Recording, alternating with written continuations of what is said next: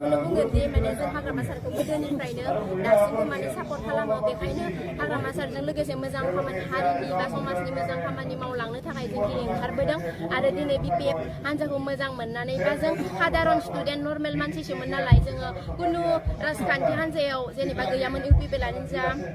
BPFआनो जा गासिबो हान्जायाव जों गैयामोन जों साधारन स्टुडेन्ट जोंहा दा डिग्रिया जोबथ'बाय नालाय जों बिदिनो हारिनि मोजां खामानि मावलांनो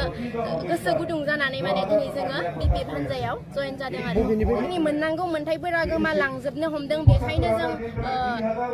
थांनाय BTC आव जोंहा जिबायदि मोनथाइ दंमोन बेफोर मोनथाइखौ लाबोफिननो थाखाय दिनै जों माने हारिनि मोजां खामानि मावनो थाखाय जों दिनै माने BPF आरो माने खामानि मावनो थाखाय जों जयेन जादों माने दाख्लै थांनाय क'क्राझार बाथौ खेराइ रिजर्टआव मिटिं जादोंमोन ना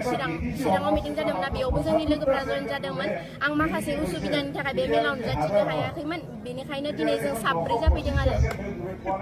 माने जोङो इयुन जोलैया दानिफ्रायनो जुदि सोलोंलांबासो जोङो इयुनाव सासे गेदेर मानसि बा हारिनि मोजां खामानि मावलांनो हागोन होननानै माने दिनै बेयाव जयेन जादों आरो